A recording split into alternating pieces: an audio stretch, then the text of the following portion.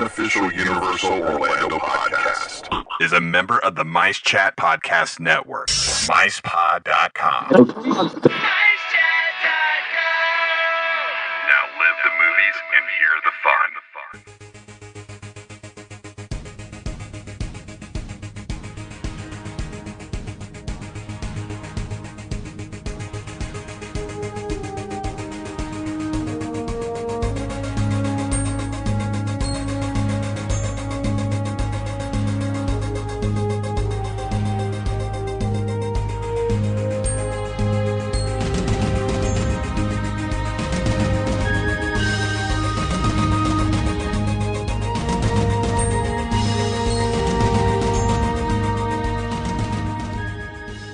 Greetings, Universal Orlando fans. It's time for the unofficial Universal Orlando podcast with your hosts, Lee, Tracy, and Darren.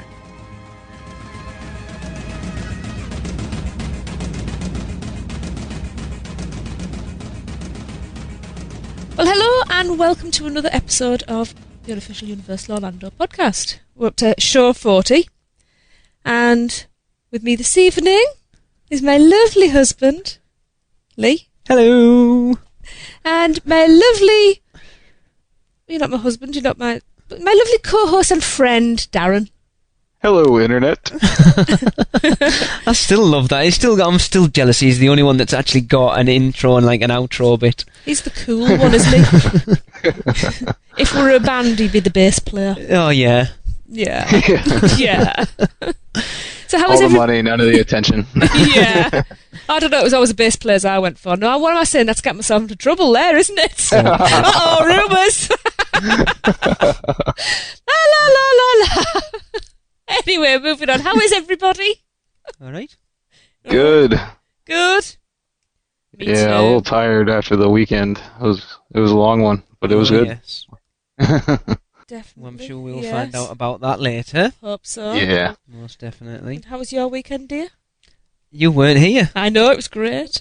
so it was. I still managed to get loads of podcast work done. Yeah, the kids survived, so Yeah. it was alright. And you were celebrating Halloween Horror Nights a little bit, I weren't was you? over here. I went ghost hunting at Chillingham Castle up in Northumberland, which was marvellous, but nothing to do with this show, sadly. No. Anyone got anything that they need to share? I have again, just reiterating what we kind of said in the show notes for the last one. I want to say thanks to Leonard, who provided our new outro music. Aye. And Lex, yes, and Lex as well for our Halloween Horror Nights background music. That will be in this one as well. Don't forget, you can go and find his stuff on Amazon and iTunes, and head over and listen to his podcast. We're big fans of it in this house. Anything Ghost. Yeah. I've converted somebody else to it over the weekend as well. Yes. So. And also, we got a tweet after our discussion from the last show, and it was from the Mac Machine, who's Mac Clark. You'll hear at some point when his trip report comes on. He said, at UUO podcast, I'm listening to episode 39, and the best tip when staying on site, obviously he's talking about Disney, is not renting a car. I got shuttled there from the airport. So I'm assuming Magical Express. We never mentioned Magical Express. No, we didn't. I've forgotten about that, but yes. We did get a message on the Facebook page from Shauna Roberts. I don't know whether either of you caught this. Well, you recognise the name as well, because we gave her a shout-out, because it was her birthday, Yes, wasn't it? It was. So anyway, she said, hey guys, we were at IOA yesterday and got surveyed outside Jurassic Park. The survey was specifically about service in the Jurassic Park area, included serving staff, cleaning staff and ride staff. We also caught a glimpse of a sign behind the tills at Jurassic Park gift shop which read, your attitude, not your aptitude, determines your altitude. I like that. I like that. Yes. Can only assume they are doing a big customer service push in desperation to provide you with more spew stories. I like it.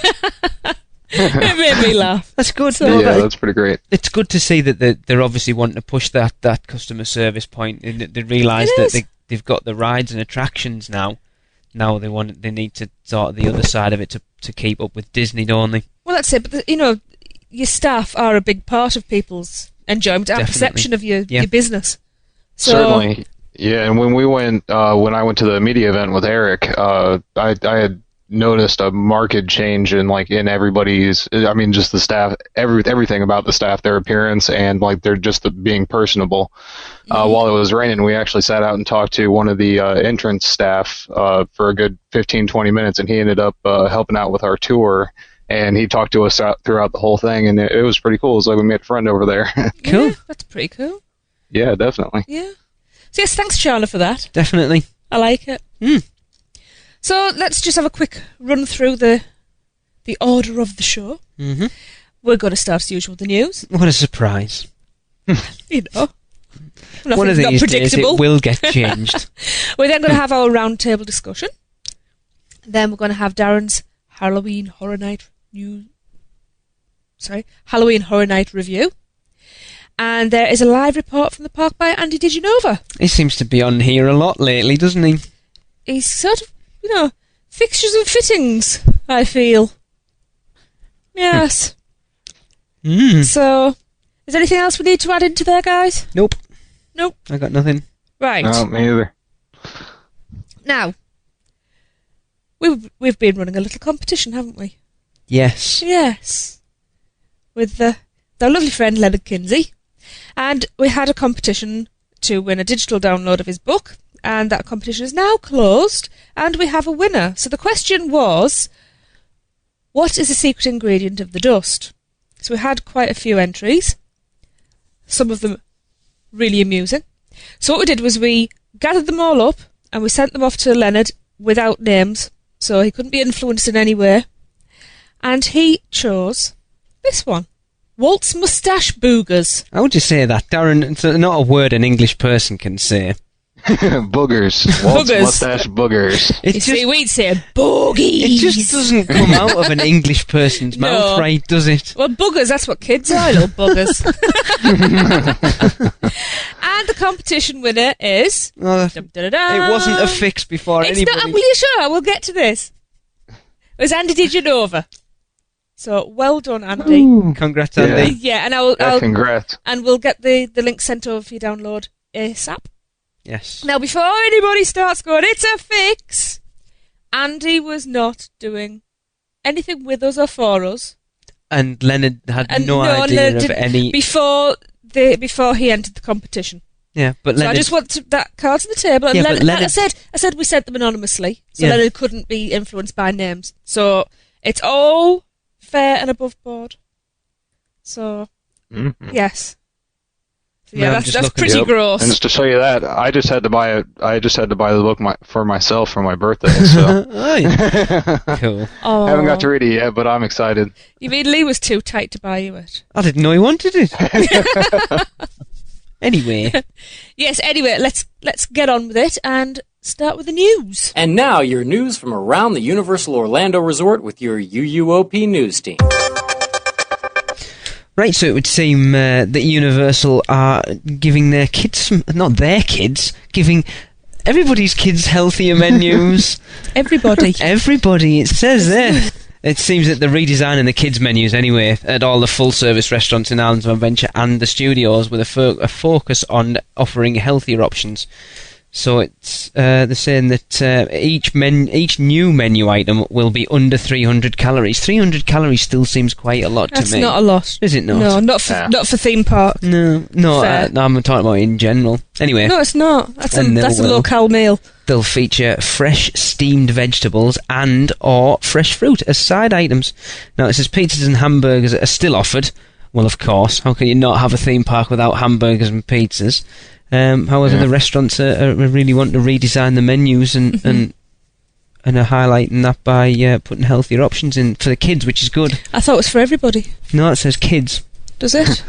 And I'm sure all the kids will be thrilled. It says that Parents will redesign be. children's menus, that's what it says. Well, they could do that for adults as well, I feel. Because I personally wouldn't say no to a side order of veg. Yeah, I mean, Certainly. Darren, have you heard this, right? This is the one who's normally taught, I'm on holiday, I don't want anything healthy. Fruit? I seem to remember, and I'll quote, fruit? What do I want fruit for on holiday? That was before. That was the fat me. I am now the slender me. And there's no way I could sustain 3 weeks of eating like that. Probably not. Anyway, there you Yes. go. Healthier options for the kids, at least. It's a start. It's a start. I think it's great. Yeah, I think there's one other place. Well, no, two other places in the park, and they're both in Islands of Adventure where you can actually get vegetables. So grown-ups can still go get corn in the Harry Potter. Oh yeah, the 3 broomsticks. Yeah, 3 broomsticks, and over at Jurassic Park as well, they have a barbecue place that actually has that. And I think that's now they have 3 places you can get vegetables. Yeah, they must have them in Finnegan's, do they not, Darren? Oh, I'm sure. Yeah, I'm sure they probably do one of the meals there. I haven't eaten in there. Just drank, so. Okay. I like that. There's some hops. I don't know whether that's a vegetable. Yeah. In the 3 broomsticks, you can get that stereotypically English vegetable, corn. Yeah. I love corn on the cob. Raymond enjoyed and Jade enjoyed theirs tonight. Yes. Cool. There you go, anyway. Shall I jump in? Some sad news to impart to everybody. It's with a very heavy heart. I'm sure some of you have been kind of expecting this. I think from some of the emails we've had lately, a few people, and the live trip report on this. Well, anyway, let me get there. Will you? With a heavy heart, we're announcing that Hunter is leaving us. He's very, very busy with his college work and, of course, doing the Disney College programme. He's just got no spare time. So, yes, he's parting ways with us. We don't know whether it's a permanent thing. He said it was, but we've told him. We've told him the door's open. Yeah. When he finds spare time, if he wants to come back, he's more than welcome. Because even if he doesn't want to come back full time, if he's free, if he's free when we're recording, we've said he's more than welcome to come back. Popular guy on our side and the listeners' side. And it's always good to have someone on the show you can take the mickey out of. I'd still like him to see if he could push just to find the time to do Fact Hunters for us. I know it was a popular segment, I like it, and we'll see. So... But anyway... So yes, if you're listening, good luck with your studies and your work. Yes. Young man. Yeah. Get your nose down to that grindstone, yes. And if you're still working in Disney when we're there next year, we'll come and see you. Anyway, we've already said he's see us. We'll see him anyway, yes. Come and see us when we're over there. So he's not getting rid of us that easily. No. So, so that's what I had to impart, I'm afraid. All right. So, follow that, Darren. Yeah, jeez. Well, Universal opened a new store. What did they? Not much. Yeah, it's the Pick store that we've had pictures of. Yes. Eric's taken for us. It's actually on City Walk as you go to the right towards Universal Studios before you hit the NASCAR grill. Right. Basically, it says here on their media blurb here, an exciting new retail concept at Universal City Walk. It features a fun and innovative product line of unique gifts, toys, household items, and personal accessories guaranteed to bring a smile to guests' faces. It's a bunch of weird stuff, basically. I've never heard of it. I mean, when I sorry to butt in, Darren, but when I heard it was getting built, because Eric took us pictures when they literally just started it, and I went and I couldn't find anything online about it. Right. Yeah. I really couldn't either. The only thing that I did see online is that they have some shirts that have like bodies printed on them. So like when you wear them, like you've got like a little tiny body attached to your head. That sounds cool. Yeah, I think that was like what they started with, and they were able to expand it out into a bunch of other strange products. So what sort of store is it? I can't really explain it. I guess you'd call it like a tchotchke store. Like, it's just all kinds of oddities. Tracy doesn't know what the word tchotchke means. Do you? Yes, I've heard it. I listen to a lot of American podcasts, so yes, it's a word I hear. Yeah, kitsch. I don't know. Oh, kitsch. Oh, I understand kitsch. Yeah, it's just weird. like really, there's a lot of cool stuff. It was kind of pricey. But like some of the examples they have here, butterfly-shaped headphones, Rubik's Cubes, USB speakers, interactive golf game coffee mugs, and more. There's a lot of stuff to just pick up and play around with. It sounds like what was the gadget shop and like Firebox. The kind of store then that you go in for a look around and you don't need anything, but you'll buy plenty. Yeah. Right. Yeah, you'll come out with something weird. Yeah. That you'll probably never use again. Yeah, I didn't because I had already spent far too much at Halloween Horror Nights by the time I went in there. But I could definitely see myself spending some money in there. It's definitely unique, and recommend checking that out. Different type of store for City Walk as well. I think it's good as well because like Downtown Disney have been very much for like dodgy, unique stores, and Universal. Dodgy. They used to have a left-handed shop called Lefties or something like that down at Downtown Disney. Yeah. It wasn't even a shop; it was like a stand. Oh yeah, and basically, Vinylmation was born out of those kind of shops there as well. So, and that's become like a crazy obsession for a lot of people. Yeah, but it's good. They even had one. They even had a Halloween Horror Nights one this year. Cool. Not a Disney one, obviously, but. And what a Vinylmation? Yeah. I mean, I don't know if it was the exact same brand, but they. So what shape was it? It was in the shape of a little pudgy zombie. Cool. I want one of them. Oh my god. First person to send us one gets a prize. I won't tell you what the prize is because you won't bother sending us one. Alright. Yeah, well, I'll talk about that in a little bit, but I think I might be going back. Ooh! So maybe I can pick you up one. Cool. I hear a promise I there. had to try and send Eric in to get some pictures in there for us. Yeah. Sounds good. Right, well, I got this a news off Orlando Informer, and I'm assuming this is to do with Halloween Horror Nights, but apparently the Superstar Parade has been moved from 5 p.m. till back to 2 p.m. forward. Is that forward or backwards? Backwards. It's Okay. been back. Unless it's a full day and then a couple hours. No, it's been brought... Yes. It's been pushed forward every you day. bring it forward. Yeah, but... Anyway, it's been brought forward from 5 p.m. to 2 p.m. in the afternoon. They've changed the time. Yeah, for the rest of September, which is only 2 days from when this comes out, and all of October, which I'm assuming I actually think that's a better time. Because this parade is aimed at families, isn't it, with kids? Yeah, but and let's face it, you know yourself, when your kids are little, when they're hungry, it's tea time. The idea was to keep 4 and 5. people later in the parks, though, wasn't it? Yeah, but when it's little kids that are hungry. Well, this is just temporary because of Halloween Horror Nights. Yeah, I would think it is. So yeah, it matches the dates perfectly, and it's at the end of the day, they're at about that time they're trying to rush everybody out of there so they can get the pass members in for the hour preview beforehand. So if you're there and you're not going to Halloween Horror Nights, parade is now at 2 p.m. for the rest of September and all of October. Yeah. So there you go. I've got a little snippet. I got this from Screamscape a few days ago. And it's a little early yet, but you might be planning. It's about New Year's Eve. And there are rumours, nothing is set in concrete, but the rumours are usually quite solid, that Universal Orlando have booked REO Speedwagon to play New Year's Eve. You ain't seen nothing yet. I couldn't resist it. Nice. Oh, that was so smooth. Didn't see that one coming. So that was just a little snippet. I suppose everyone's heard of them, haven't they? Or at least one song. Yeah. Cool. Yeah. Oh yeah, definitely. All right, and I have some Halloween Horror Nights news. We've got some apps and games. I think they heard people complaining about the lack of that this year on the interactive website and all that kind of thing. So it looks like they put together a couple of things. First, they've got the Share the Scare app on the Facebook page. It says here, fans of the official Halloween Horror Nights Orlando page can lure their friends into watching a seemingly innocent video only to frighten them stiff when an unexpected surprise jumps in to give them a shock.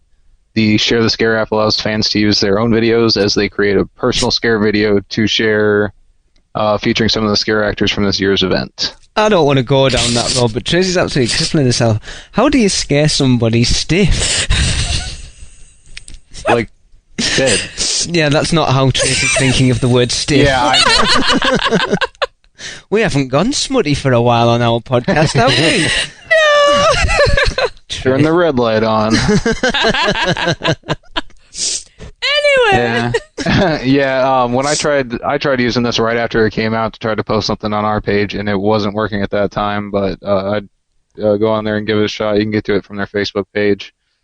Cool. And they also have a crazy long app with a bunch of numbers, URL link. But you can just get to it from their page. Yeah. If I can find it, I'll post it in the show notes. Yeah, and the other thing they have going on is both in park and on the website. It's called Horror Unearthed. Basically, what you do is you pick one of the legions to align yourself with, and you play some games and some trivia things to advance yourself in it. You get achievements. You can post them on Facebook, that kind of thing. And in park, there are RFID tags on different places. And all you do is basically you get a card from the park right where you enter. It's over by the stroller and wheelchair rental area. And you get this card, and you can basically scan it in at these different RFID stations, and that shows that you've been to all those different places. And I know one of the RFID tags is actually on a scare actor. Oh, cool. So yeah, it's just a cool way to kind of like a scavenger hunt, get a little bit more out of your night at Halloween Horror Nights. So that's pretty cool. It says, I like it. Yeah, it says quantities are limited, so you'll want to head over there when you first get in the gate to get your card picked up. So. And that's free, is it? Yep, yeah, it's all free. Cool. And it doesn't announce that there's any prizes or anything for completing everything, but in previous years on games like this, they've had something for the winners, like a going to the event free and getting the lights on tour, that kind of thing. So yeah, I would definitely give it a shot. It's not going to hurt. I mean, even if they gave you a pin, you'd be quite chuffed, wouldn't it? Exactly. Yeah. That sounds really good. No, I'm impressed with that. Sounds pretty good. Cool. Yeah. I want to go to Halloween Horror Nights. Yeah. Go on then, I've got one. We've been posting some bits and bobs about this lately. With the Midway games going over from Jaws into the facade at the Simpsons ride. Yes, yeah. And having a bit of a conversation with Eric recently, he pointed me in the direction of a permit that was filed for partial demolition of Building 72. Yeah, I didn't know where Building 72 was either. But apparently it's classed as an area more than a building, I think. It encompasses the Quickie Mart, the restrooms next to the Quickie Mart, and the International Food and Film I always want to say Festival. Which I've never been in, and I don't know. It's one of those buildings you just seem to walk. It looks like an office block. Darren, is it you or Hunter who used to go in there quite? It was Hunter, wasn't he? He used to go in all the time. Yeah, I think Hunter went in a lot. I have eaten there with my family once because it was the same thing. We walked by and it looked different than all the other places, and this was a long time ago, probably before Islands of Adventure even opened. Right. And seeing it there was just interesting and different than all the other places. So we stopped in, and it's really cool because they have like international film clips showing on all the TVs in there, cool. And yeah, it was a really neat experience. But yeah, apparently the permit's been filed for partial demolition. Now, what the rumour is that's going around is they're wanting to build that area into more of a Simpsons-themed area. Okay. So the rumours are that we're going to have an actual Krusty Burger, wait for it, and a Moe's Tavern. Excellent. Awesome. I say that should be excellent. I can't do the voice. I'm not even going to try. Excellent. That's it. Now, if they've got Butterbeer and Islands of Adventure, they need to have a Flaming Moe. Yeah. Oh, yeah. But, yeah, like I said, if you go on... It seems like they're very close to opening from pictures we saw last week, but Eric didn't go to the parks last week other than Halloween Horror Nights, so hopefully I'll get him there this week. But the Midway games are just about... You showed me some, didn't you? They're just about ready to open, which I think that facade, it works really well. Yeah. It's a natural fit, isn't it? I think it's going to... I like that area, and like you've got with the Quickie Mart and stuff. With all the fake facades, last time we were there, we spent ages laughing at all the gags and everything, didn't we? So I like The Simpsons. Yeah. I think it's one of those that everybody knows The Simpsons. 99% of people like The Simpsons. Why not expand it a little bit? I know Darren's going to go, I want Back to the Future back. Yeah. But since I can't have it, this is okay. Yeah, I like it. Yeah, they really do need to flush that area out. There's a lot of concrete, just showing there. Yeah. I mean, they've got the big, huge Simpsons flags and everything there, and those are all nice, and they make for some good pictures. But it'd be cool to have, like I said, like a whole Midway out there. That's it. Definitely. And like you said, it was designed for it, so it's nice they're finally going to have it. Keep your eye out. Eric will be taking pictures for us in the parks, and I might even get Eric to do his next Universal and let us know exactly what is going on over there. That's a good idea. Yes. But I don't want to push Eric in that direction. I want him to do what he wants to do about. Yes, but nudge, nudge. No. Anyway, we'll see. Something I found today, actually, when I was having a last-minute nose around. Amusement Today honoured Universal Orlando with the Golden Ticket Awards. Oh, no. I actually heard this the other day, but I didn't know what they got it for. Right, well, that's now being announced. So it was announced the winner of the 2012 Golden Ticket Awards, and Universal Orlando again was named best in several categories. Come on. So I was going to search this out the other day when I heard they won them, but I didn't. They got Best Halloween Event. Best Water Ride for Dudley Do Right's Ripsaw Falls. Really? Best Dark Ride. Forbidden Journey. Forbidden Journey. Yeah. Yeah. And Best Indoor Roller Coaster for Mummy. Revenge of the Mummy. Nice. So the Golden Ticket Awards are presented to the best of the best in the amusement industry, and it's calculated from an international poll conducted by Amusement Today. So surveys were sent to people on their database, and these people are apparently experienced and well-travelled amusement park fans from around the world in balanced geographical regions. I didn't get a call. Yeah, me either. No. And they were asked by the company to rate the bests in 25 categories such as amusement parks, roller coasters, shows, friendliest staffs and water rides. So, Darren, having ridden both, do you think the Forbidden Journey is better than Spider-Man? Yes. Really? Just because of the movement. It's got a different movement to it, and it's got I don't know. I don't want to give away anything because you guys haven't been on it yet. So, have you ridden Spider-Man since they did the refurb on it? No, I have not. But it's all personal preference anyway. Yeah.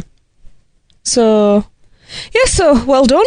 Cool. Yeah. On those, and if anybody out there listening happens to be one of the people who did get one of these surveys, I'd like to. Yeah, let us know. I'd like to hear what the sort of questions you did get asked. But that's my the email last bit address of news. podcast@uuopodcast.com. It is indeed. Anybody else got any more news? I haven't. That's all I've got. That's all for me. Right. Well, that's the news then. Shall we move on to the roundtable discussion? Definitely. So the roundtable discussion this time was suggested by Melanie Brookbank. Hello, Melanie. We got, hi there. So glad I found this podcast. I've been to Universal many, many times. The first time about a month after it opened. It's been a blast to see it grow up over the years. I've been wondering about Universal's huge Harry Potter expansion, and now the extra extension into the studios. What do you think of a park putting so much into one property? Sure, it's super popular now, but will it hold on to that? Harry Potter has a good chance, but what do you guys think of putting so many eggs into one basket? Melanie. Now, me and Darren briefly touched on this in a chat on Facebook the other day, and Darren sort of hinted that he had a different opinion, or he expected to have a different opinion than everyone else on this. So I'm going to go. I'm interested to see what Darren thinks, but it's a weird one. You think?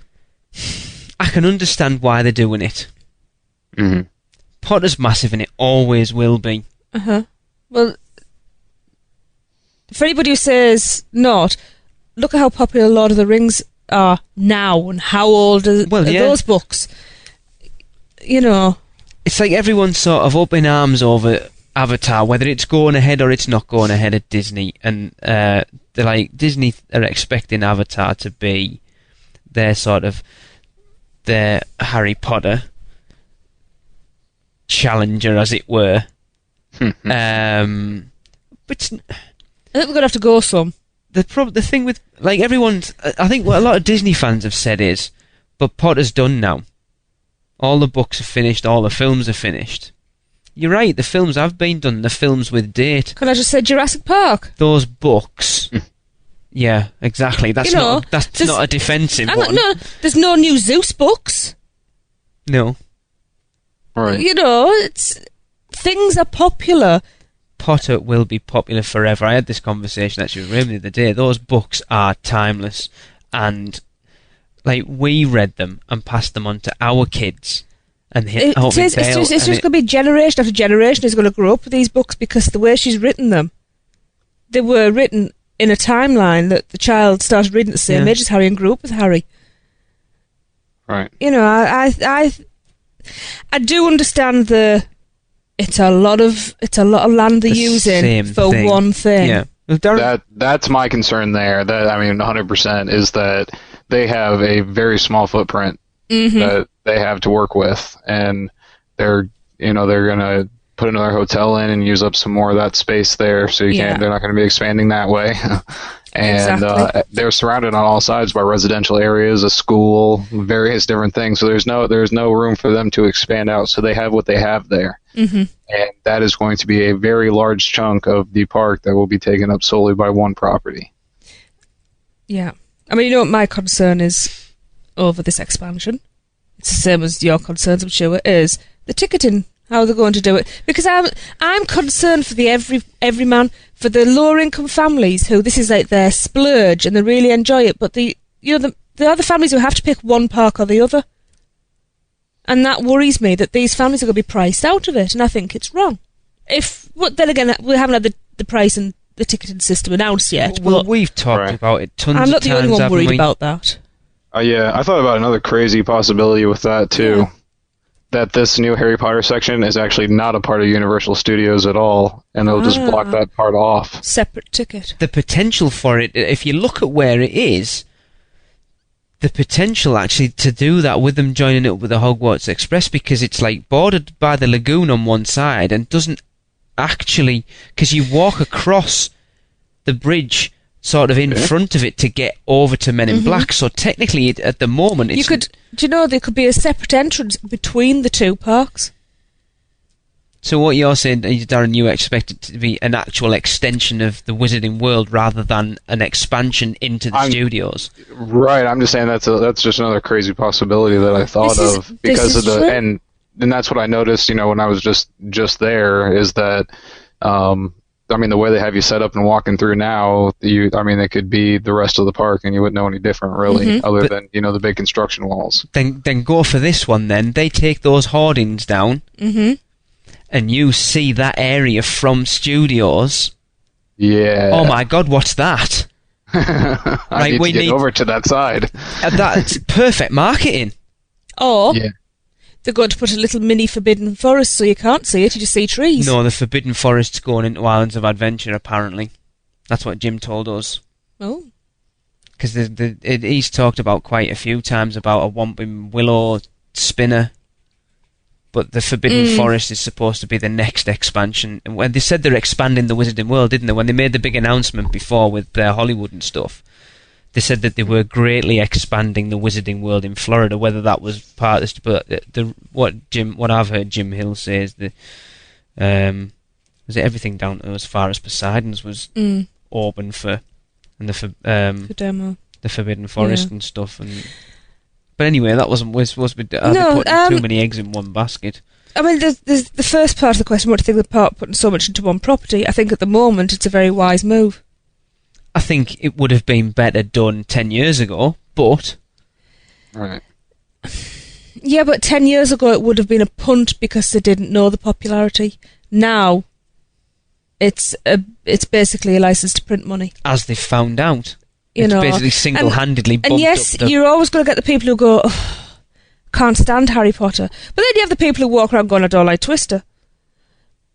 Yeah. It's like everybody except for me and Thomas. Yeah, actually, I look forward to doing that again. It's funny, I was listening to the fanboys today and they were talking about Avatar, and it's like, for Twister, for example, they decide, right, Twister's not getting the traffic. They rip the insides out, they put something else in. Potter becomes not relevant anymore. You've got two huge areas which could be split themed areas. Possibly could be. I'm not talking about that. It's not a case of just ripping the innards out of it and putting something else in there. But the infrastructure that's going, you already seen, Tracy, the pictures that Eric's taken of they pulled the whole dam back. No, listen to me. I am. Pulled the dam, the whole water lines in a completely different place. The infrastructure that they're putting in that area for potentially in 5 or 10 years you don't just rip it out. They'll have crunched numbers. They're not daft. They're spending a fortune on this. They're not daft. They do know what they're doing. They are as well, but it's like we've spoke to Jim before, and the whole deal they've got with Rowling over it's weird because they took like a 5-year. It was a 5-year deal, exclusive rights to it. Then with a rolling 2 further 5 years after that. Mm-hmm. At the end of that 15 years, then what? If Rowling decides, do you know what? I don't want you to have the rights anymore. What do you do then? Rip it out. I think it's highly unlikely. You know, she's virtually got her own theme park there. What an ego boost that is. You know, I see sides of both arguments. Yeah, I know I'm coming across as quite negative here, and I'm not. I'm sorry. For me, it's a big bonus because I'm such a huge Harry Potter fan. But I also understand there are people out there really not bothered about Harry Potter. From my point of view, you couldn't put enough Potter in that park, really. No. I'd be quite happy if they just ripped everything out and just made it the Wizarding World of Harry Potter. But Spider-Man. Ooh. Don't know the eggs in the basket. Feel free to throw them, people. But I thought I knew you. I mean, Darren. See, this is something I don't actually know. Are you a Harry Potter fan, Darren? What is as far as your fandom with Potter goes? What does it extend to? I wouldn't call myself a super fan, but I definitely enjoy it. But I can see like down the line being like, I don't know, like it's overkill. Mm-hmm. Have you read the books? Yeah. And obviously seen the films then as well. Right, yeah. Right. The thing is, when it comes to things that are a physical incarnation of, like all the little lands are, the little areas are, anything like that only has a finite life anyway. So it wouldn't surprise me if the bigwigs, you know, top brass at Universal, the ones who organise all of this, already have ideas for, well, you know, that's a lot of, you know, there's a lot of land there. When this one's gone, they're probably already putting feelers out. There's probably things in place for every land should it suddenly stop being popular. Do you know what I mean? They've probably already got backups. And who knows what the next big thing's going to be? I think you could complain a bit more if they weren't, if it was going, like the ride that's going to be in Gringotts, if they'd just done another simulator or another coaster or whatever. But from what we spoke to Seth about, that Robert Niles over at Theme Park inside it, with the Gringotts thing, with it being like a cross between Spider-Man and the Mummy. You were talking about, wasn't it? It was like a Mummy type coaster, but with you'll sort of go through like a Mummy type roller coaster part, but then stop on a turntable that's then, well, we don't know whether it's going to be 3D, but like a 180 dome projection. But the platform that you stop on has a full range of, is it tilt and yaw, so it can move. So then you come to a certain point, you stop, then the screens take over, but you're still, so it's kind of simulator, kind of coaster based. So it's a completely new hybrid and something completely different. Then you'll say they're not just sticking in an existing ride system and theming it to Potter, they're doing something that's groundbreaking again. That leads into what I was just thinking, which is there's one thing that is quite exciting about this. This is basically a blank canvas. They are going to be putting in stuff that is from the ground up, so there's no making, just rejigging rides to make them fit, like with Dragon Challenge and the Flight of the Hippogriff. Yeah. So this is going to be actually from the ground up, brand new, as they actually want it, not this is the best we can make it because this is what we've got. I don't think it was a case of that. Well, it's also, it's a bit wasteful if they're going to put these courses in anyway and there's already a basic one there.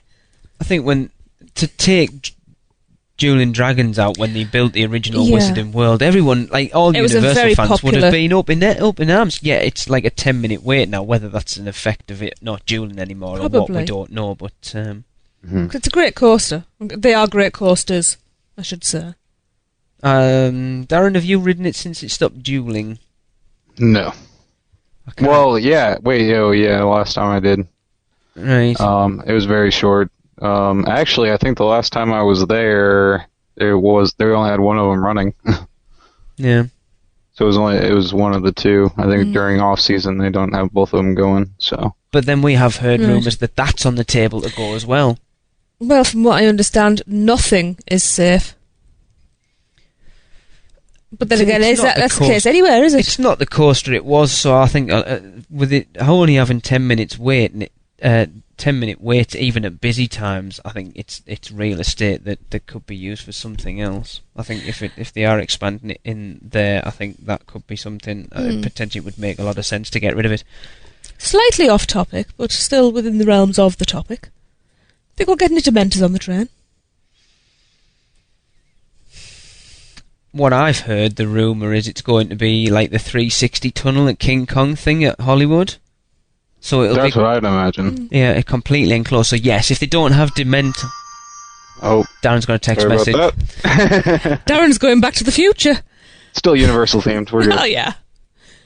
I would be disappointed if they didn't have a Dementor attack. I mean, how long a ride it's going to be, but that would be awesome. I mean, that's what it is. I mean, that's what the Hogwarts Express is. So everybody's going to think of that part from the book and the movie, you know, on the first ride to the school. Yeah, I'm kind of wondering whether we're going to have windows or screens, because you could give the sensation of travelling much faster, which makes you feel you've travelled much further. You can go over a viaduct. You can do anything then. I heard it was the 360 door that they've used for King Kong. Yeah, and then you could have your ride vehicle, you know, with regular standard windows on the ride vehicle looking out onto the dome. It'll give you more depth of field as well. That'll be, oh my god, I'm excited about it now. Are they putting too many eggs in one basket? No. Not enough eggs, as far as I'm concerned. Get all your eggs in one basket. No, I can understand that. No, I do understand that concern. Like you're saying, I'm sure there are some weirdos out there who don't like Harry Potter. But, yeah, I can understand it from the other point of view. If you're not a Potter fan, you're going to walk into those parks and go, right, well... There's still plenty to do if you're not a Potter fan. There's Barney's backyard. Honest, we've spent plenty of time in Islands of Adventure before the Wizarding World was there, so... Yeah. But take it like I'm gonna give him another shout out here. He seems to get one every week. You know, I'm sure Thomas will say, "Hello, Thomas." I would have rather had Jaws in. Well, I'm with Thomas. I love Harry Potter, but I'm sorry, but Jaws was sacred. And yeah. But when if they were expanding it today, that was the obvious place for it. It was the obvious place. With the link for where the Hogwarts Express was, but. Yeah, sadly, if they got rid of Twister, it just wasn't a big enough area. We need someone here who's not a Potter fan to join in this conversation, because we're kind of all a little bit one-sided, aren't we? A little bit. I am still I am concerned about that. Like, right, let's sorry, putting Darren. everything together. Yeah, just putting everything together like that. I don't know. I hope it pays off for them. Mm-hmm. But like you said, they're not idiots. They've done a lot of research. So exactly. Let's just put it out there then. If you are not a Potter fan, let us know what you think. You know, it'd be nice to get some feedback on this, because obviously, you know, something we're all looking forward to. So if you're not, tell us why. Definitely. Tell us your concerns, because we'll get a more rounded discussion then. Yeah, we'd love to get some interaction from you really, guys. Really would. Come on. Please email. We put the effort in, so can you. Definitely. We want to make the show more interactive. It's something we're really striving for at the moment. So please get involved and let us. It's more of a community show. Definitely. You know, let's prove to the Disney fans that Universal has as much a community as the Disney ones do. So the email is podcast@uuopodcast.com. I'm sitting watching for these emails coming in right now. So what do we think, though? Let's just round it up. Do we think there's too many eggs in one basket? I do. Possibly. I'm going to sit on the fence and I'm going to say yes and no. I think possibly. Which, for me personally, no, it's not. But I think as a whole, it could possibly, it could bite them in the backside. Right, and I say if they had Disney space, I would be having a whole different perspective on this. Yeah. If they had all that expansion space, but as they don't, that's the part that concerns me. So. Yeah. So I've just got a little addendum, just for a bit of fun, just something I thought. So obviously we know, on rumour-wise, what's going in there. What other things that could be added in the future? What's not going in that you would like to see, that you think would be really cool? Transformers. Oh no, that is coming. Into Harry, into the Wizarding World. You didn't say that. Well, it's still, I said, just within the realms. Oh, good grief! Don't you know me by now? Because we still don't know, like a Leaky Cauldron, but the Leaky Cauldron will probably be part of the new expansion. Mm-hmm. So a Shrieking Shack. You need a Shrieking Damn, Shack. you stole mine. Imagine. About Oh, go on. Oh, I was going to say, how about an actual Quidditch match every day? Full stakes. I would pay good money to see a real Quidditch match. The thing is, they have Quidditch tournaments. Yeah, but they're just running around. I still think it's pretty cool. They were talking about on some Harry Potter podcast I was listening to, they wanted it to become an Olympic sport. Oh, really? Yeah. Just the running version? Yeah. Well, no, the real one with flying brooms and stuff. Well, they do have a lot of cranes around Universal Studios right now. Oh, no, that could be cool. Yeah. I know what I want to see. I want to go and explore the Burrow. Yeah, I would love like a million that. miles away from Hogwarts. It'd be a much better version of the Swiss Family Robinson treehouse. Yeah. I would love to see that. You know, the dishes do it themselves, the knitting. I would love that, because I want to live in the Burrow anyway. Yeah. With the ghoul in the attic. I think that would be pretty I'm cool. a big fan of... Oh, yeah, definitely. I'm a big fan of memorabilia and props, too, so if they could actually get some real stuff from the films over, I mean, just a little bit, because I know you guys got the lion's share of it. Which is something Not we need personally. to go and do. Well, yeah. Wouldn't that be great? Yeah. We need to go and do that. Yes, Darren, get your bags packed, because we need to go down to do the studio tour down here. So. Yeah, that would be cool. A live report from Yeah. a podcast report with all three of us. That would be awesome. So we kind of... Yeah, I think... we just we've about done this and scrambled the eggs. Yep, definitely. So I say, don't forget, guys, let us know what you think. Definitely want to get some to interaction on this one. And thanks for a really good suggestion, Melanie. Yeah, definitely. Right, so that's our discussion over and done with. So let's do a little shuffle over towards Darren for his Halloween Horror Night review.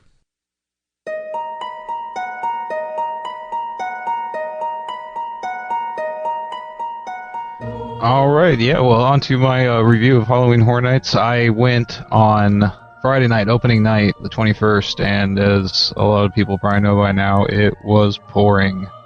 It was, yes. So we messaged back and forwards a little bit, didn't we, Darren? I think at 6:30 when the event opened, you messaged me saying, it's raining and we're still in our hotel room. Yeah, we had just gotten into the hotel at 6:30, so we sat there for a little bit and waited out because unfortunately we got the hotel directly across the street, so we didn't have to pay for parking, so we had to walk the long walk before you even get to City Walk. Which hotel did you stay in, Darren? I know it's not relevant, but I'm just... the Holiday Inn across the street at the main gate. Is that the one you stayed at last time? Yeah. Well, not for last Halloween Horror Nights, but the last time I went up there. Yeah. Mm-hmm. Yeah, and it was a really cool place that upgraded us to a suite and everything for my $29 rate from Priceline. So Awesome. So yeah, they definitely got my business to come back again. And it was, again, a really good experience at the hotel. Everything was really nice. The guy had towels waiting for us at the front desk because it was just pouring down. There was cars backed up behind the awning with people checking in. So I had to run through the rain just right when I first got there. So I was soaked.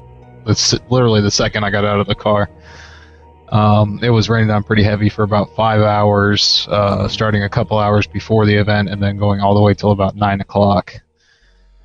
So that definitely did put a damper on things. I was looking for a poncho as soon as I got in to the event, and they were all sold out everywhere. Oh, Whoa, that's pretty bad. Yeah. You would have thought a place like that would have millions. Oh, You would yeah. have thought they've had a lot, especially Florida weather. Yeah, certainly. They were just telling us, we think this place still has some So go check over there. So we ran over, like, across the street to the other place, and they didn't have them. And yeah, so eventually, at that point, I was so soaked that it wouldn't have mattered. It would probably just keep me even more wet when it did dry up if I was wearing a poncho. So we hung out again. I ended up under Twister at the Twister gift shop once again. It just seems to be the emptiest, driest place, I guess. But yeah, we ended up hanging out there like right when we got in for a little bit to try to dry off from our walk over there. So of course they do not let scare actors out when it's raining. No. Liability issues. I was talking to Eric today, and he was saying that because I immediately thought it was because of the makeup, but he said also it's like a slipping hazard as well, which I'd never thought And of. you've got to think about the poor people as well. Well, as Darren said when we were talking before, not just the scare actors themselves. If they're chasing people, if they slip and knock into somebody, well, they could run away and slip over as well. Yeah. Yeah, definitely. They don't want any of that. No. So, couple of overall notes. The Express Pass did not work out well for me this time. Some lines it did. They were having some efficiency issues with it, I think, because for example, the longest marked line was for The Walking Dead, and we got through that in about 15 minutes. The shortest marked line I saw was about 45 minutes for Dead End, and it took us about 50 minutes to get through the Express line. Wow. So you could understand that's a little off. So I mean, this can all be chalked up to the weather, everything that was going on. I know that the planning was a bit off for that as well, because the regular queue lines for some of the houses I read afterwards actually went through some pretty deep puddles, and people had no choice but to just trudge through them. Oh. Yeah, so even if the people that did bring umbrellas and ponchos and that sort of thing, they were still getting soaked regardless. Yeah, that's... Yeah.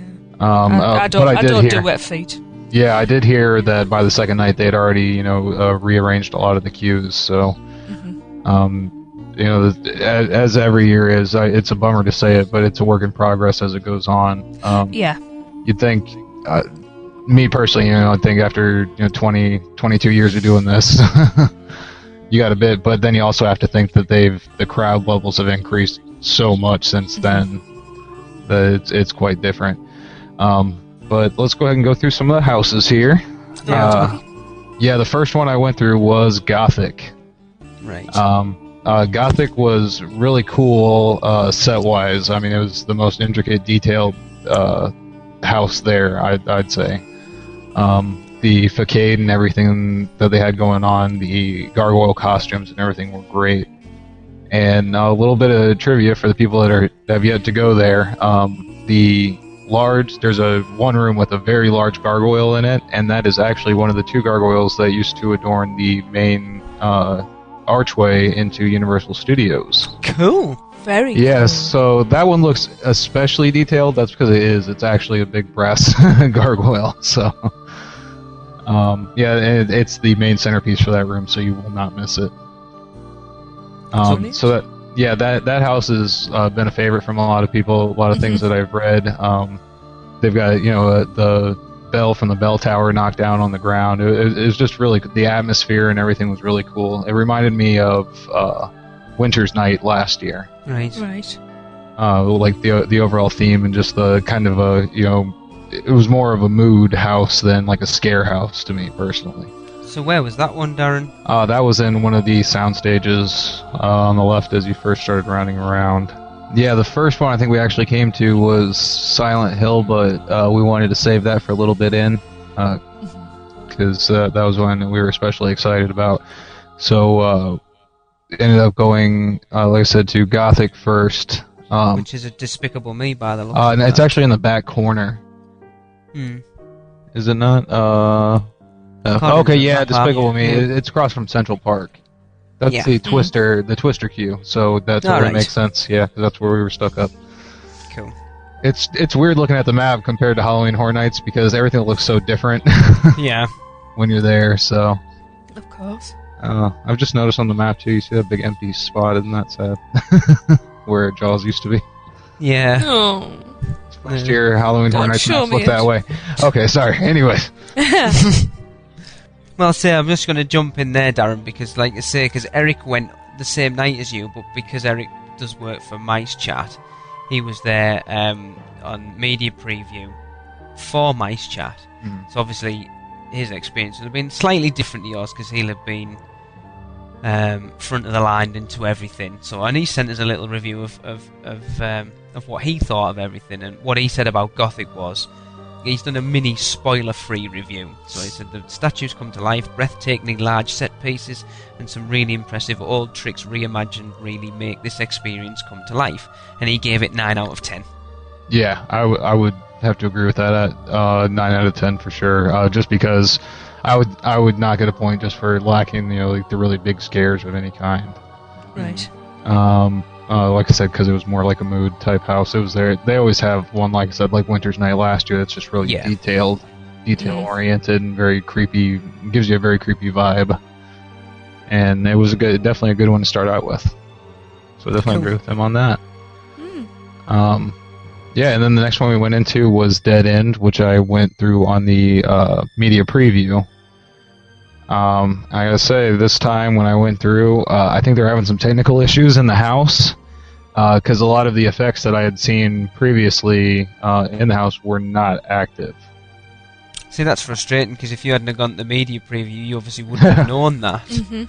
Yeah, but because some of those effects weren't going off, I felt that, I mean, there were a couple of effects that really added to the house. I don't even want to mention them because I know they'll get them fixed again, and they're very key parts to the house. So that was a little disappointing going through that one. So that one actually was on the low end for me this year, even though I was highly anticipating after the media event. So for now, I'd have to maybe give that one I would say 6 out of 10. Right.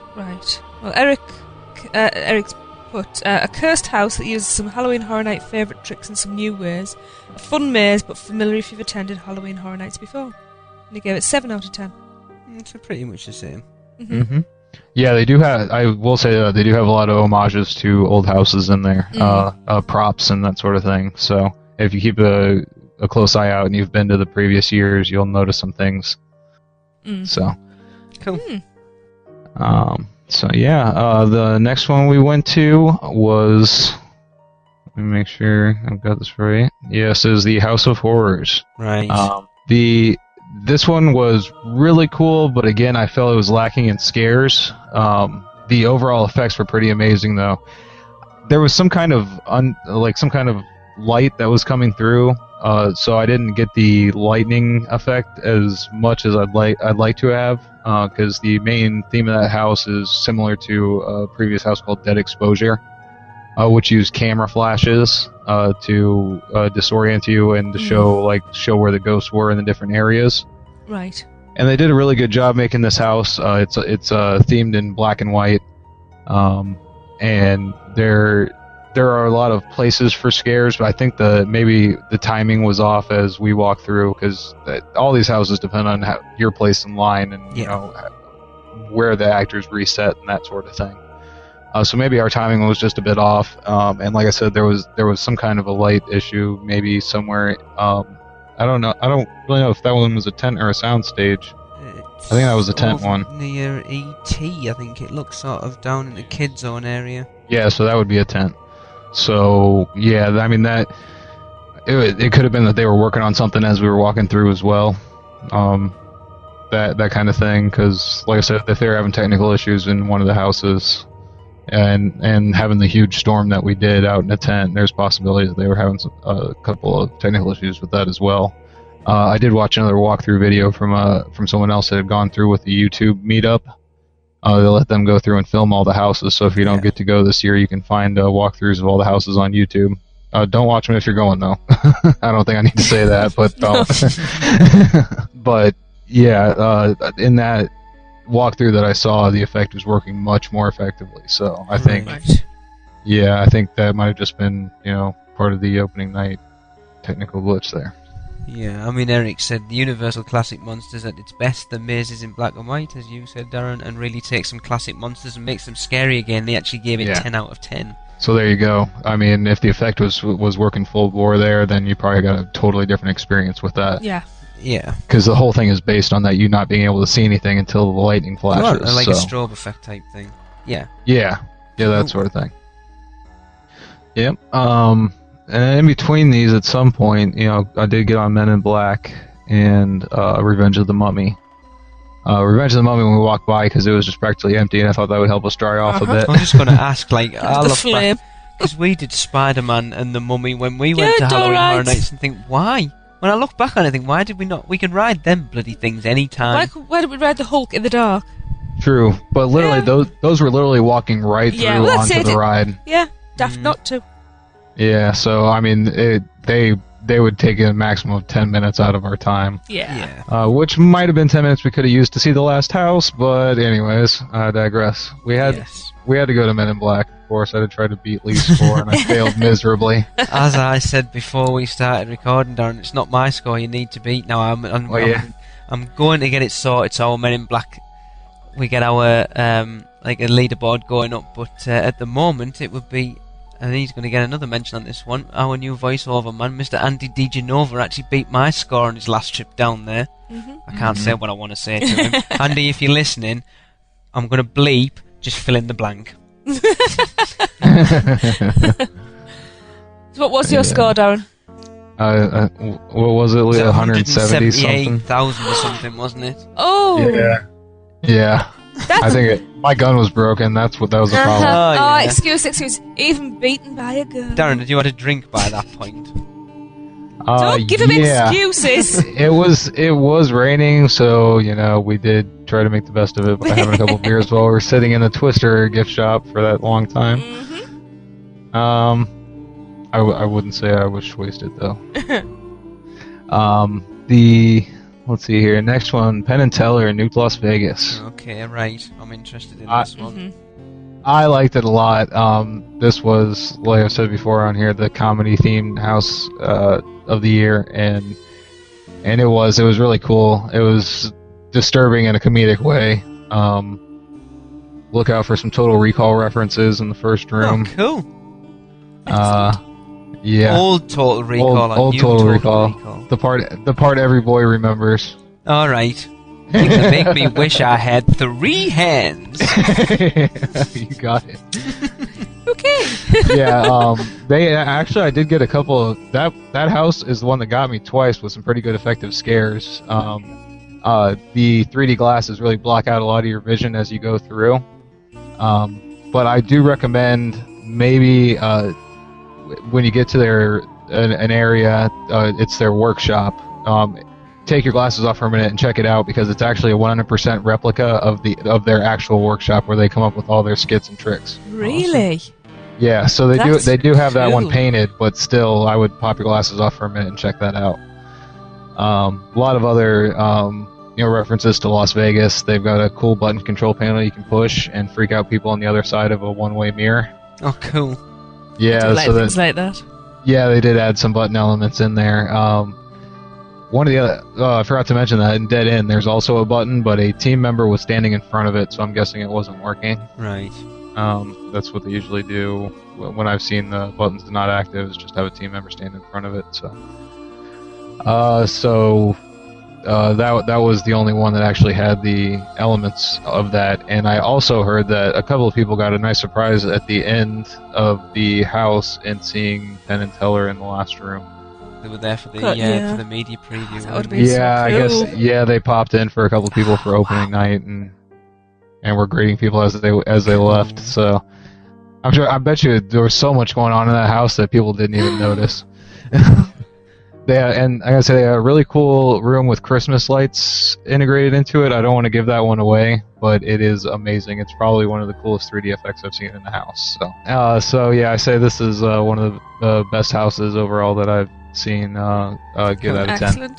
So yes, Eric said, this year's Funny House takes the concept of the 3D house to all new levels, with tricks that are surprising, jarring, perception-bending, and scary all at the same time.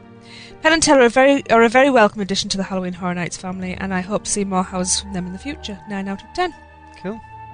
All right, and then we went to The Walking Dead. See what you're waiting to see this. Now I know how big a Walking Dead fan you are, Darren. Did it live up to expectations? Oh yeah, it was amazing. Yes. This is in contention again for one of my favorite houses of the night, if not my favorite.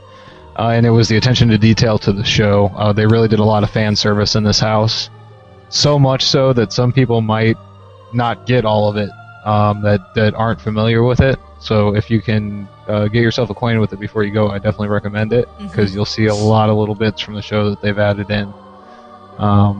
Just to give like an example, not a big one, but if you remember the one they call Bicycle Girl, the girl at the very beginning of the first season that is chopped in half, that he comes back and puts her out of her misery, basically. It's that long since I've seen her. I know, we need to watch them again. Barely remember it, to be honest. Okay, yeah, I mean, it's a really iconic scene because it's the sheriff showing compassion for a zombie. Right. And, coming back and knowing that she's just going to be sitting here out in the field because she's cut off from the waist down. Oh, yes, I remember it now, yeah. Yeah, and sitting next to a rusted old bicycle. Yeah. So, and she is featured in the house. So, I mean, they took the detail down to those levels. Excellent. You're going to see elements, sets, scenes, designs from all of them. And the really cool thing about it is the house doesn't end at the house. Saw so many people walking out of the last room relieved, only to be completely shocked once again. Yeah. So that was the only area of the park, coincidentally, that I saw a lot of scare actors. Right. Because they did have walkers around the entire area there. So I was trying to get a couple of pictures of the sets on the outside, and not even noticing they blend in so well with the crowd because they're basically humanoid for the most part. They'll blend in so well with you that you don't even know until you I literally was hearing breathing on the side of my neck, and then I slowly turn around and there's just a zombie staring at me right in the face while I'm trying to take a picture. And did it give you a jolt, even though deep down it's a person?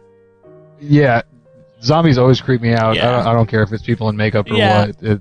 It's disturbing because that's how they would look anyway, Now, I know we talked about it quite a while ago. Did they have the barn then, Darren? Yes, the barn was included in the house. Cool. Oh, it's iconic, really, isn't it? Yeah. Pretty big part of it. Yeah, don't say. I'm assuming you're not wanting to say anything to give anything away then. Right. Okay. Yeah. But yeah, that's like I said, that was one of my favorite houses just based on all the detail. Again, I'd have to give that one another 10. Yeah, well, Eric said Yeah. if you're a fan of the series, you might not be surprised as this maze unfolds, but you will feel as if you've been transported into the world of The Walking Dead. And if you aren't a fan of The Walking Dead, this house will make you one. 9 out of 10. Nice. Mm. Yep, definitely agree with him on that one. The last house that we were able to get into was Silent Hill. We saved it for the last because we figured saving the best for last as far as what we were most looking forward to. Mm-hmm. And having gone through this one, I'm sorry, go ahead. I was just going to say, and I just want it to be good so much. I liked it. And the person I went with, my friend Megan, she's a huge Silent Hill fan, so she absolutely loved it. This is one I got to see again on the media preview. So for me, it was more looking around at stuff that I had seen and tying in where they've integrated all the scares to it, and it's basically seeing if where I thought they were coming out was right. And for the most part, yeah, I was able to figure out most of that. But the way they have a lot of everything set up in there, they've got a lot of dummies along with real people. So, and that's always a great effective scare there because they can just stop and freeze, and you have no idea which one's which. Right. Especially with the Silent Hill system, because they use and this year overall, I've heard a lot of comments about this, some good, some bad, but they've used a lot of masks where they used to use face paint, and while that might not be as good for the super close-up things, it is good for it when they have to do that, like freeze like a statue and that sort of thing. because they can look completely solid without having like a face. When you see the person's face, that's when it gives it away, right? Yeah. So that made a couple of the scenes in there really effective. We were a little let down by the involvement of Pyramid Head. I mean, we were really excited about him. We thought he'd be involved a bit more. Right. Again, don't want to say too much about that, Yeah. but I mean, he is the iconic character, really. right. Yeah. It seems that they seem to think though that the nurse was the iconic character, because there was far more nurses than Pyramid Heads. There's one instance of Pyramid Head in the house. So. Right. Yeah. I still gonna give that one a 9 out of 10 because overall the detail in the house was really good, and they had some really good effective scares in there as well. So yeah, still gonna give it a 9 out of 10, but I think that they could have integrated integrated Pyramid Head a little bit more, and people would have liked that a lot. Yeah. Right. Well, Eric said, based on the popular video game, movie, and to-be-released sequel, this house takes you into the world of Silent Hill. Some great uses of technology and some of the largest scare actors you will ever see. 7 out of 10. Cool. Mm-hmm. So, Oh, I forgot to mention when we were talking about the House of Horrors. They said in the teaser, they said the last room would have the largest amount of scare actors you ever saw. Right. I didn't even notice it, so Okay. I don't know if that wasn't set up correctly or what either. Because I mean that could totally also change things. So trying to give them the benefit of the doubt on that. Overall, my impressions, I didn't get to see either of the shows either because we were rushing just to get through the houses and a couple of the rides while we were there.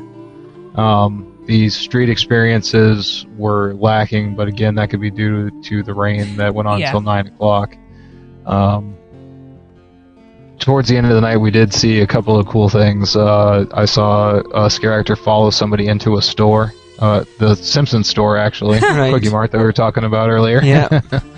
Followed them directly into there. So the no boundary thing was legitimate. They were going wherever they wanted to try to get their scares. oh, good. Cool. There was one at one time waiting outside the bathroom. He just went into the women's line, and so the people around him knew. But as he got to the front there, everybody that was walking out was getting a scare because he's the next one in line waiting for the bathroom. I like it. Yeah. So I mean, they were able to do a couple of neat things with that, but I did not see very many scare actors. At one point, we had the Warrior Legion march by us, and they, at a really fast pace. So they were just splitting the crowd in half, and that was pretty cool to see. The fog machines were going kind of on overtime because if you mix humidity in a fog machine, you get zero visibility. So you'd only see little flashes of things as it went by. See, I love that. Though. I think. Yeah, it would have been cool, but I mean, it was so thick in some points that you couldn't see your hand in front of your face. Wow. So, which you think would lead to more scares, but It didn't. surprisingly not. Yeah. Like I said, in the Walking Dead area, that was the most effective scare area for me that night. I'm willing to give them the benefit of the doubt, though, being that it was just so horrible with the weather and everything that happened, and being an opening night, you got scare actors that are new to this, that haven't been going multiple years, so they got to get in their groove, and that's why I'm going to give it another shot and go back. Hey. Yay! That's what we like to hear. And hopefully meet up with somebody as well, eh? Yeah, let's give him another mission. Why not? Why not? And we see Genova. He seems to be every bloody where at the moment. I think he might be our stalker, Yeah, and it's been a long time since I went towards the end of the event, so I'm kind of excited to see that because I know they make a lot of changes and adjustments throughout the. Yeah, Nice to see the evolution of it. definitely. I mean, it's like one of the ones last year was that we were quite excited about seeing. That you said you were kind of disappointed with. That I would have liked to have seen how it had evolved as the event went on was Nightmares. Oh yeah. Which sounded like a really good idea. I don't know whether they tweaked it much after that, but yeah, to see, because obviously they've got to sort of they'd have tested them to a certain point, but then having Once it hundreds goes and hundreds live, of guests then- going through, it's going to change the dynamic of everything that they're testing out. course. Yeah. Here's the one thing I thought was missing this year. From the houses, at least, because I've already said my feelings on the scare zones, the scare areas. The one thing I thought was missing from the houses was the extreme gore. Saws and Steam last year, that's a perfect example. There was not one of those houses this year. Right. Everything seemed to be based more on, creating a feeling or, modeling the IP, that kind of thing. There was no like ultra gore house like they had in those previous years, and I like that. I like to see let them give the chance to let a couple of the more metal scare actors just go nuts. In Saws and Steam, they literally had a cage where two guys were just like pacing back and forth, hitting the chainsaws on the cage, that sort of thing. Like that makes you really uncomfortable, is them just going insane right next to you. Yeah. And that kind of thing, and they didn't really afford the scare actors any roles in any of the houses that would match up with that.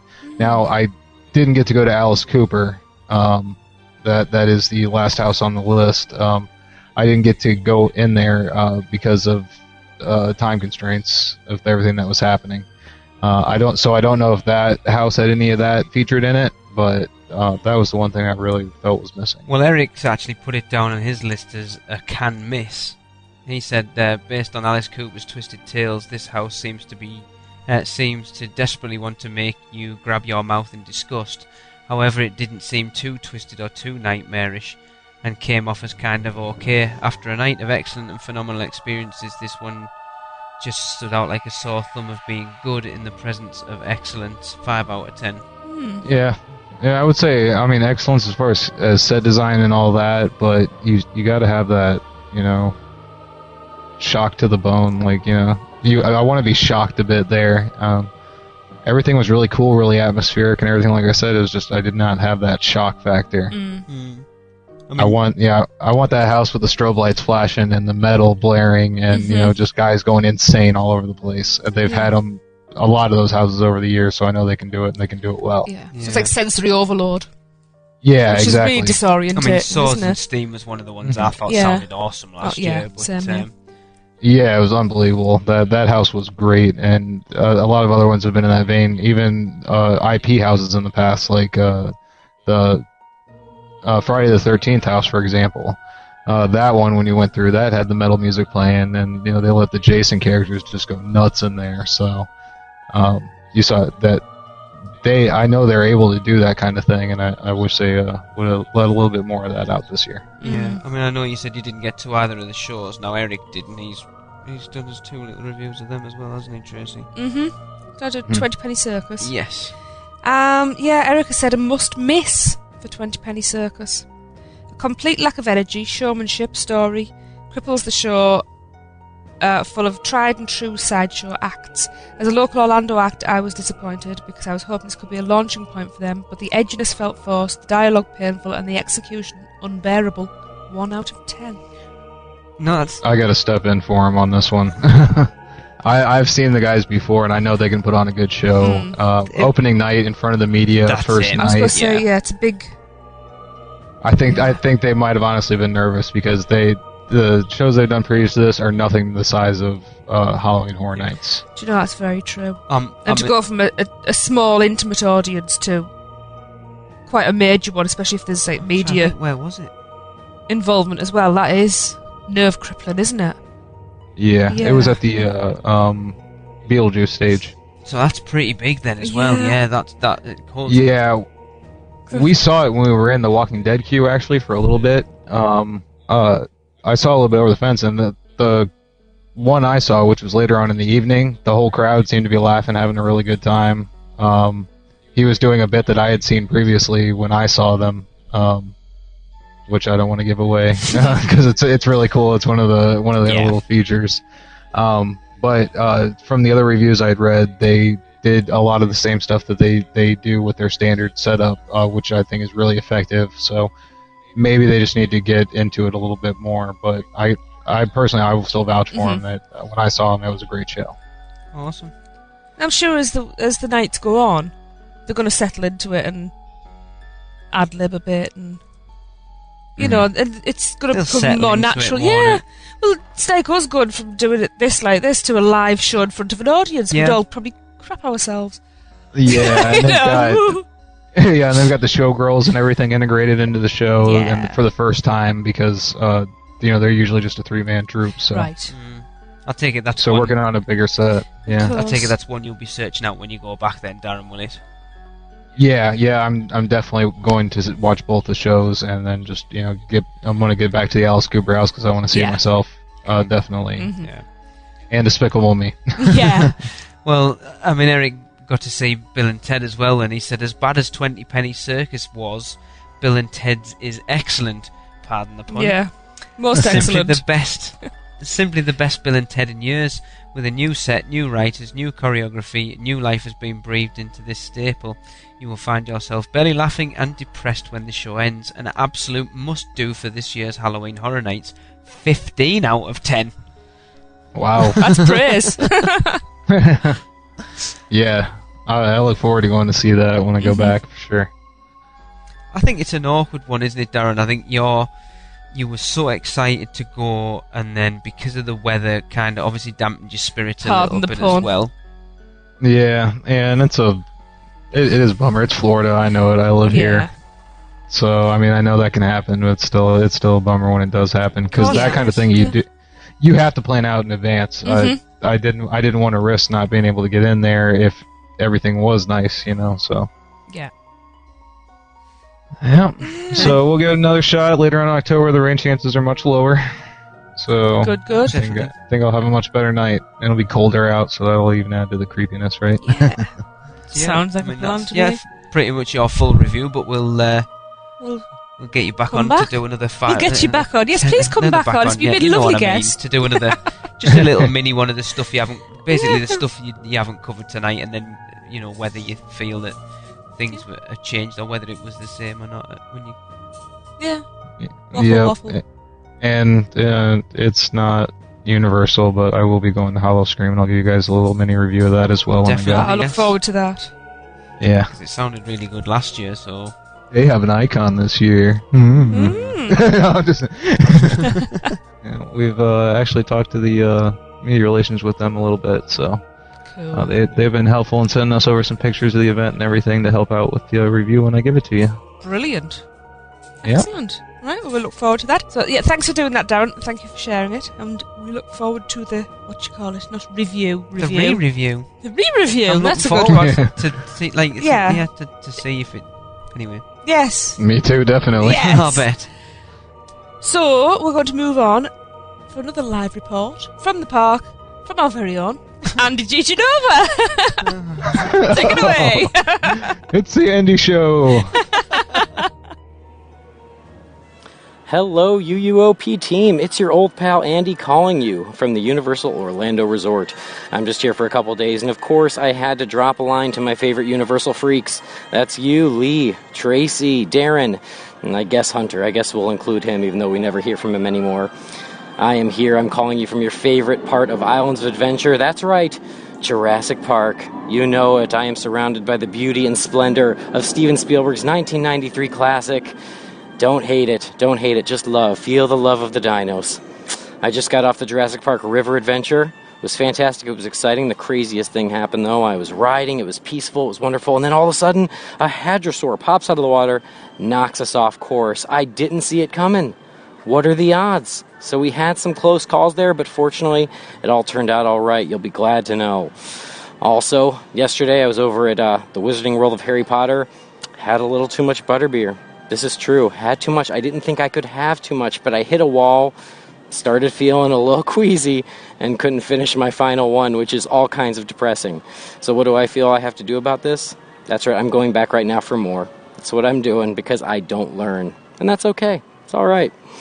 I was over in the other park, over at USF. Lots of fun stuff happening there. The decor for Halloween Horror Nights is popping up all over the park, which is awesome and exciting, and it depresses me that I will not be here when it opens in 2 weeks, but I will be back in about 5 weeks at the end of October to enjoy the event, and I'll let you know how that goes, but it's an exciting time to be here. Also, the construction over where Soundstage 44 is coming along swimmingly, and that, of course, is where they're building the Twister expansion, and I know that we all cannot wait for that to open. Apparently, lots of good stuff happening over there. I guess they've developed these really advanced audio animatronic figures of Helen Hunt and Bill Paxton that are gonna blow you away. Yeah, pun intended. I did it. I went there. Yeah, the crazy thing about these new figures, though, I guess you can't put them in the same room together because bad things happen. Weird, but I'm sure they'll figure it out. Anyway, I am off. I'm going to go ride some more rides, have some more treats, more fun before I have to jump on a plane and go home. But I did want to say hello. I hope that you all can meet me here sometime very soon, and we can all share a frosty beverage, a friendship, and love of theme parks. You all have a great day, and I will talk to you very, very soon.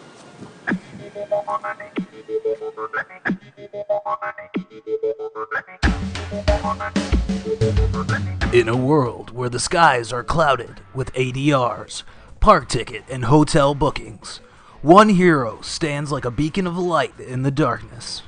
Heather at BR Guest Destinations. She can book all of your Universal Orlando vacation needs, and her service is free to you. And if you're staying on Disney property for some reason, she can also book Universal tickets that include transportation. How awesome is that? She's also an authorized Disney vacation planner, as well as being able to book all cruise lines. So if you're planning on battling Megatron alongside Optimus Prime at the new Transformers ride, or having a Duff Brew in the new Springfield area, or planning even further ahead to visit Harry Potter in Diagon Alley next year, contact Heather at 1-800-796-6240 or via email at heather@destinationsinflorida.com today. And don't forget to tell her that you're repping the UUOP. We now return you to your regularly scheduled programming.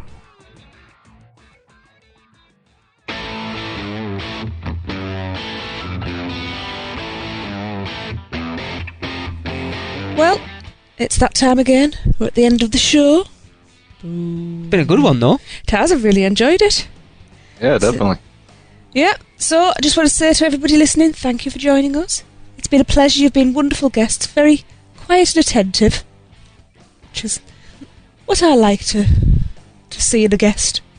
I know. What, quiet? No, you're too quiet. We need more interaction. No, this is very true, yes. Speak up, speak up. Thank you, Darren, again, for your great review. And we'd like to thank Andrew? He's getting a Sunday name.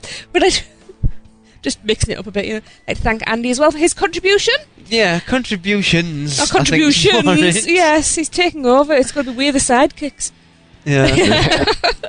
And also, a big thanks to Melanie Brookbank for her roundtable discussion topic. Definitely, I hope you enjoyed our waffle about it. Yes, I hope you enjoyed our waffle about everything, to be quite honest. Yep. So, next show is out on the 12th of October. Which, what? It's your secret project. It might be. It better be. I need to know what it is. It might be. It might be such a secret that you don't find out till next year. Yeah. So, yes, there may be something in the works. Something secret. So, I guess that's it then. Yeah. So, it's just, thanks for listening, and until next time, bye-bye. And good night, Internet, from me. And goodbye from me. Well, that just about does it for another unofficial Universal Orlando podcast. We'd love for you to get in touch. So follow us all on Twitter at UUO Podcast, at UUOP Tracy, at UUOP Darren, and at UUOP Eric. Like our Facebook page at facebook.com/unofficial Universal Podcast. Follow us on Instagram by searching UUO Podcast, and subscribe to our YouTube page at youtube.com/UUO Podcast. Don't miss a show by subscribing to us on iTunes, and while you're there, please leave us a review. Not an Apple user? No problem. Just find the show at uuopodcast.libsyn.com and subscribe to the feed while you're there. Send us your spews, funny schmits, live reports, and any other comments at podcast@uuopodcast.com. And come find us on the forums and say hello at our partner site, micechat.com. So thanks for listening, and until next time, remember, live the adventure. This has been a MicePod.com presentation. MiceChat.com